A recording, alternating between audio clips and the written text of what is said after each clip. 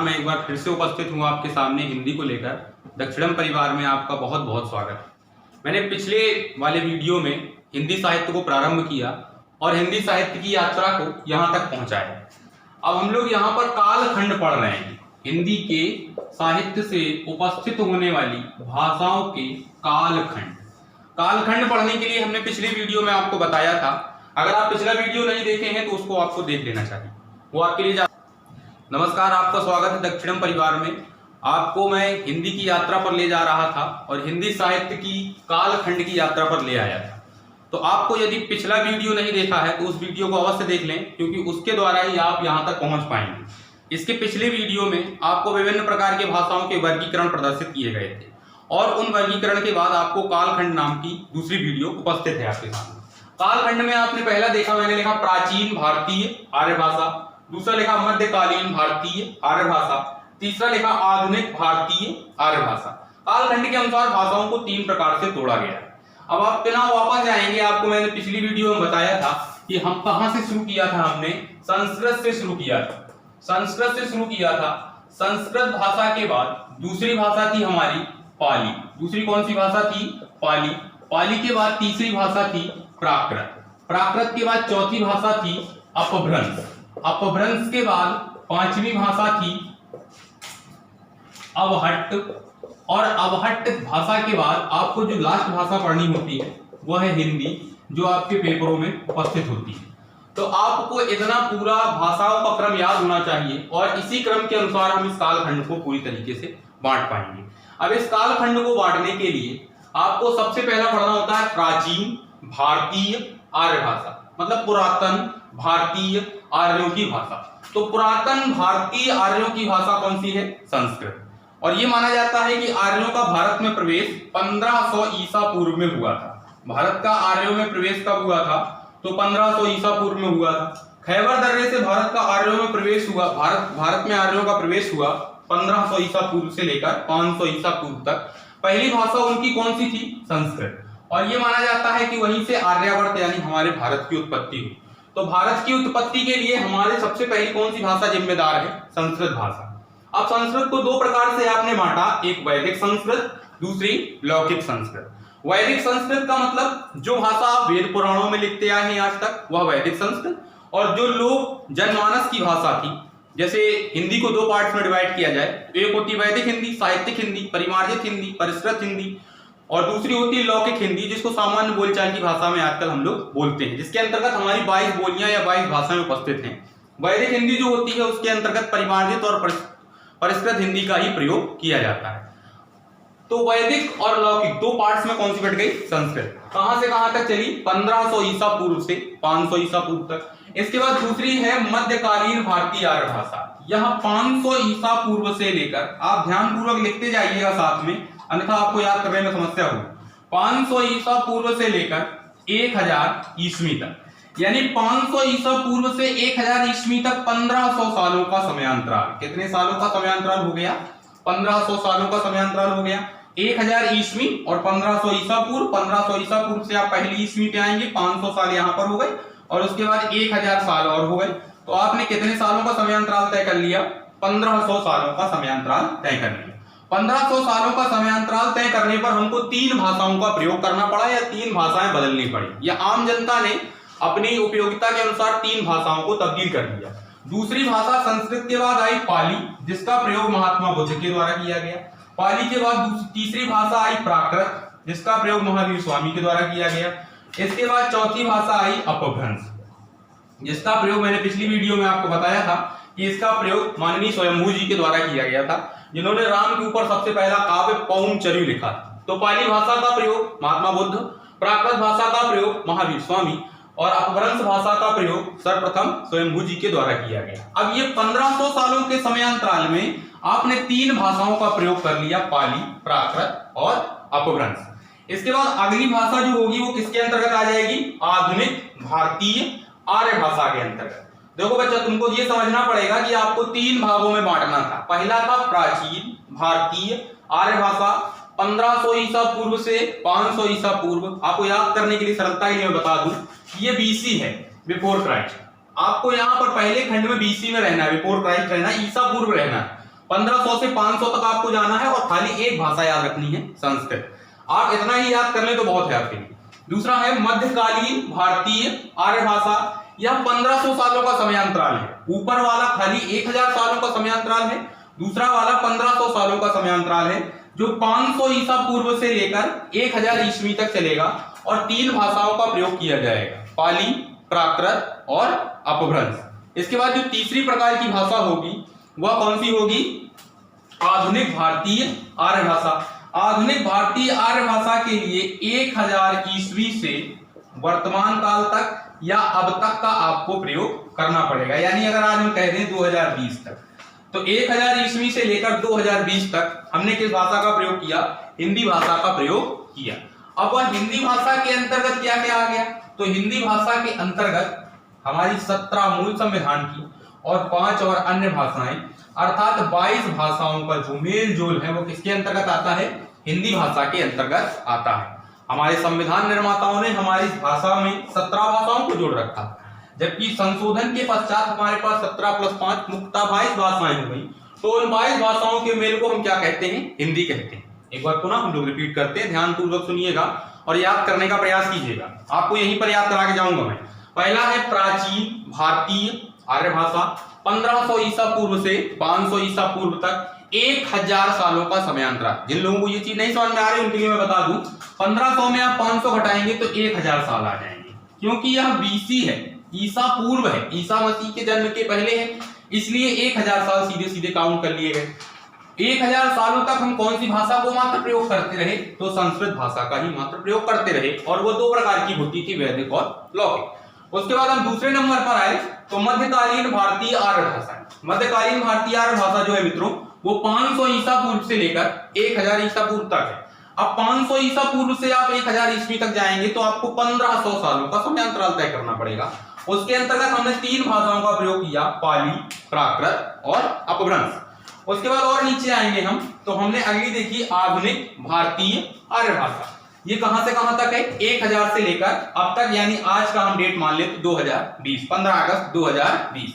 तो 1000 ईस्वी से लेकर 2020 तक हमने कौन सी भाषा बोलना प्रारंभ कर दिया है? हिंदी। और इसमें कितनी भाषाओं का समावेश है? 17 + 5 22 भाषाओं का समावेश है। तो एक बार फिर से याद रखिएगा, संस्कृत, पाली, प्राकृत, अपभ्रंश और हिंदी।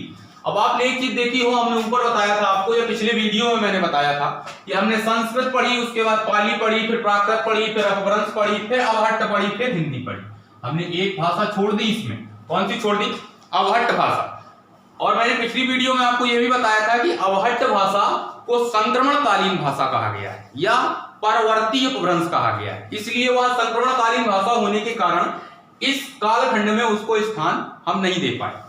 इस कालखंड में तो हम स्थान नहीं दे पाए, परंतु अवहट्ट भाषा का यदि आपसे पूछा जाए कि अवहट्ट भाषा का कालखंड क्या है, तो अवहट्ट भाषा का कालखंड याद रखने के लिए आपको इतना याद रखना होता है, आप कहीं अपनी कॉपी में नीचे लिख लीजिएगा इसी कालखंड के बाद, कि अवहट्ट भाषा का कालखंड 900 ईस्वी से लेकर 1100 ईस्वी तक होता है। अब आप एक बात ध्यान से देखिए, यदि आप 900 ईस्वी पर रखते हैं तो आप मध्यकालीन भारतीय आर्य भाषा के अंतर्गत आ जाएंगे, और यदि आप 1100 ईस्वी रखते हैं तो आप आधुनिक भारतीय आर्य भाषा के अंतर्गत आ जाएंगे।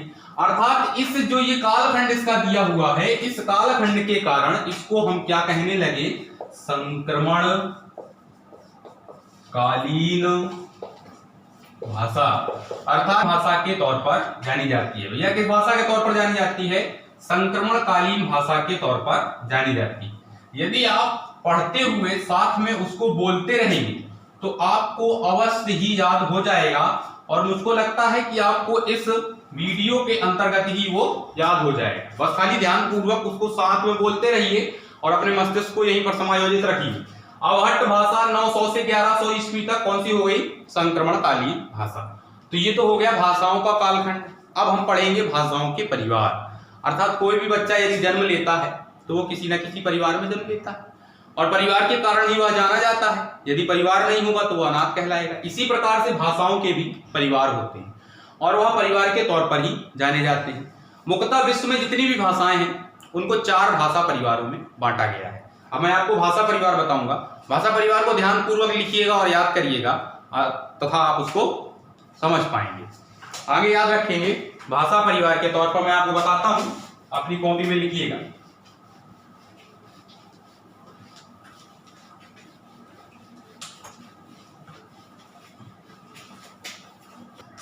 भाषा परिवार के तौर पर हमारी जितनी भी हिंदी साम्राज्य की भाषाएं हैं या विश्व की भाषाएं हैं, उनको 4 प्रकार से बांटा गया है।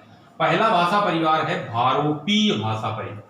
अब आप भारोपीय शब्द से समझ पाएंगे भारत और यूरोप 2 देशों की जो भाषाएं थी उनको मिलाकर अंग्रेजों के समय में यह भाषा परिवार बांटे गए और पहला भाषा परिवार बनाया गया भारोपीय भाषा परिवार। भारोपीय भाषा परिवार को समझने के लिए हमको यह समझना होता है कि यह विश्व का सबसे बड़ा भाषा परिवार है, जिसके अंतर्गत हिंदी, अंग्रेजी, फ्रेंच, स्पेनिश जितनी भी भाषाएं हैं वह भारोपीय भाषा परिवार के अंतर्गत जानी जाती है।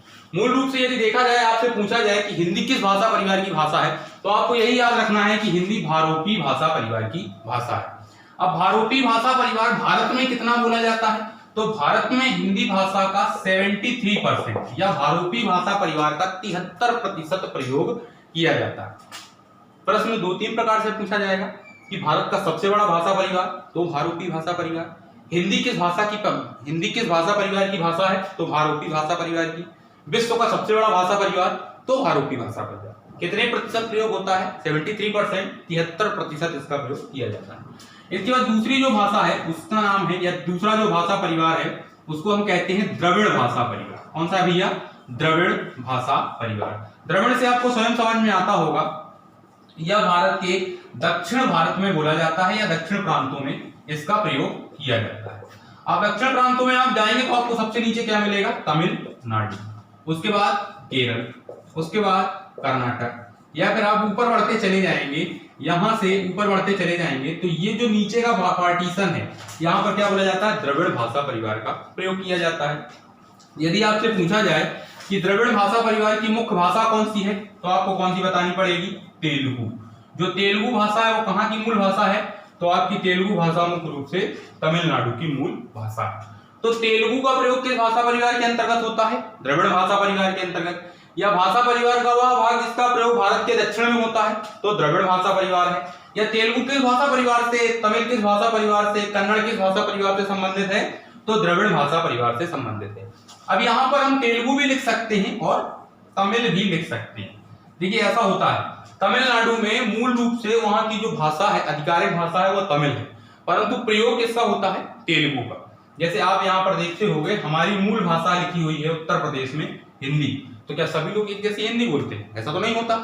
कोई कनपुरिया बोलता है, कोई अवधी बोलता है, कोई बघेली बोलता है, भिन्न भिन्न प्रकार की हिंदियों का प्रयोग करते हैं, परंतु मूल भाषा कौन सी है हमारी, हिंदी। इसी प्रकार से वहां की मूल भाषा कौन सी है, तेलुगु, परंतु बोलने वाले बोली भाषा के आधार पर सबसे ज्यादा बोलने वाले कौन से हैं, तो तेलुगु भाषा को सबसे ज्यादा बोलने वाले हैं। तो द्रविड़ भाषा परिवार, अब द्रविड़ भाषा परिवार के तौर पर आप देखेंगे तो यह कितने प्रतिशत प्रयोग होता है, तो द्रविड़ भाषा परिवार का प्रयोग भारत में 25% होता है। जोड़ते जाइएगा और ध्यानपूर्वक सीखिएगा।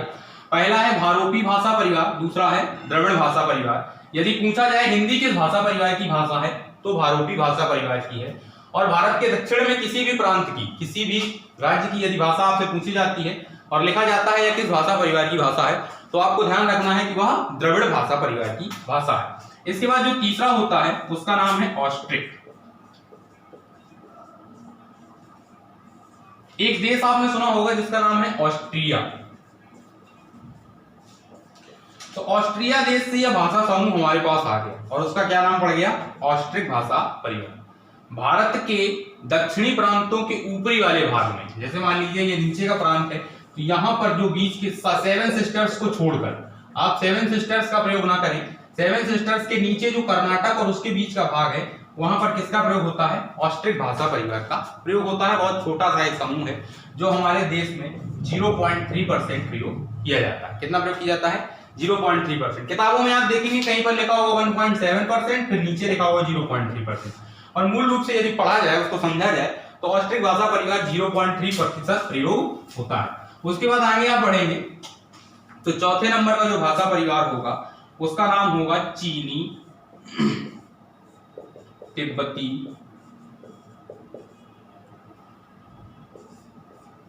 भाषा परिवार।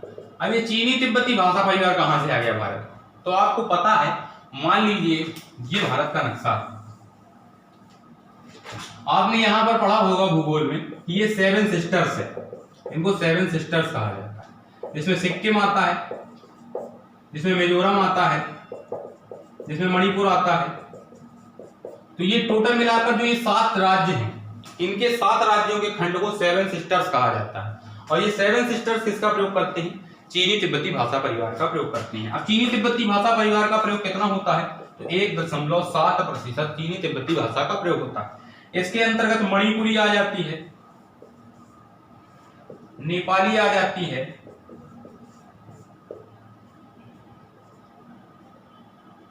मिजो भाषा आ जाती है, म्याहो भाषा आ जाती है। ये जितनी भाषाएं हैं या फिर इनसे संबंधित 7 सिस्टर्स से संबंधित जो भी भाषाएं होंगी वो किसके अंतर्गत आ जाएंगी? चीनी तिब्बती भाषा परिवार के अंतर्गत आ जाएंगी। पूरा मैं एक बार आपको समझा देता हूं। ये भाषा परिवार है, कोई भी जो भाषा होती है वह किसी न किसी परिवार से संबंध रखती है और 4 प्रकार के भाषा परिवारों में उनको बांटा गया है। पहली भाषा परिवार था भारूपी भाषा परिवार, जो भारत में 73% बोला जाता है। दूसरा भाषा परिवार था द्रविड़ भाषा परिवार, जो भारत में 25% बोला जाता है। तीसरा भाषा परिवार है ऑस्ट्रिक भाषा परिवार, जो भारत में 0.3% प्रयोग किया जाता है। चौथा भाषा परिवार है चीनी तिब्बती भाषा परिवार, जो 1.7% भारत में प्रयोग किया जाता है। अब यदि क्वेश्चन घुमाकर आपसे पूछ लिया जाए और आपसे कहा जाए कि जो 7 सिस्टर्स हैं, आपने पढ़ा होगा 7 बहनें, उसमें किस प्रकार के भाषा परिवार का प्रयोग होता है? तो उसमें चीनी तिब्बती भाषा परिवार का प्रयोग होता है। सबसे छोटा कौन सा हो गया? ऑस्ट्रिक हो गया। सबसे बड़ा कौन सा हो गया? भारूपी हो गया। द्वितीय नंबर कौन सा हो गया? द्रविड़ हो गया। भारत के दक्षिण में किस भाषा परिवार का प्रयोग होता है? तो द्रविड़ भाषा परिवार का प्रयोग होता है। हिंदी किस भाषा परिवार की भाषा है? तो भारूपी भाषा परिवार की भाषा है। इसके बाद आगे बढ़ते हैं, आपने जहां तक लिख लिया होगा इसे।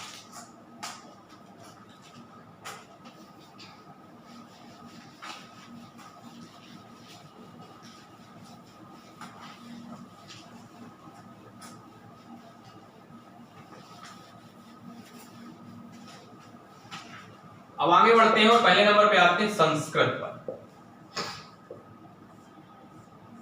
मैंने आपको बताया था कि संस्कृत भाषा को 2 भागों में बांटा गया। पहली थी वैदिक और दूसरी थी लौकिक।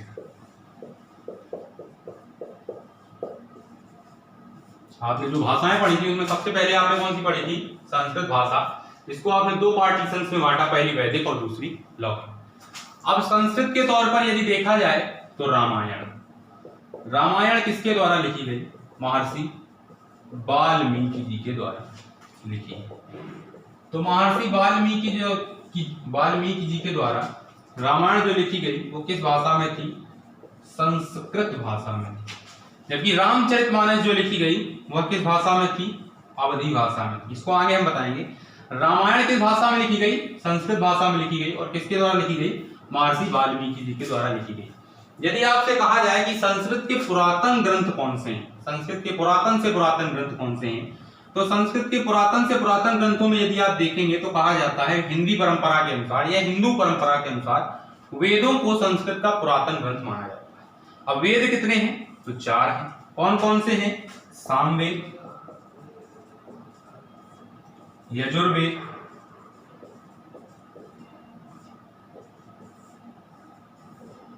ऋग्वेद और अथर्ववेद।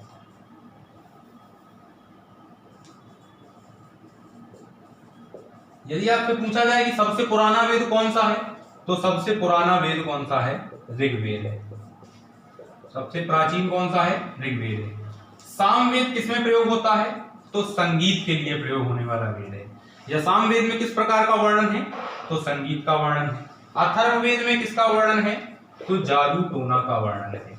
जो भी तंत्र मंत्र जादू टोना होता है वो किसके अंतर्गत आता है? अथर्ववेद के अंतर्गत आता है। इसकी रचना किसने की थी? तो अंगिरस या अथर्वा ऋषि ने।